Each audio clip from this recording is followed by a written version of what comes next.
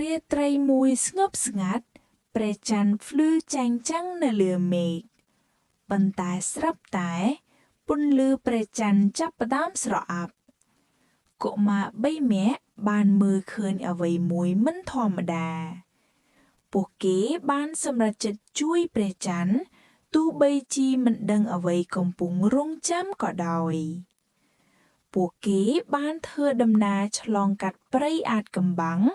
ដោយភាពក្លាហាននៅទីនោះពួកគេបានឃើញស្រមោលលួយកាន់កាប់ពន្លឺព្រះច័ន្ទស្រមោលនោះមិនមែនអាក្រក់ទេវាគ្រាន់តែឯកោដោយមេត្តាករុណាពន្លឺបានកើតឡើងពីចិត្តល្អពន្លឺព្រះច័ន្ទត្រូវបានស្តារឡើងវិញដោយសេចក្តីល្អចាប់ពីយប់នោះទៅពិភពលោកបានភ្លឺឡើងដោយសេចក្តីសង្ឃឹម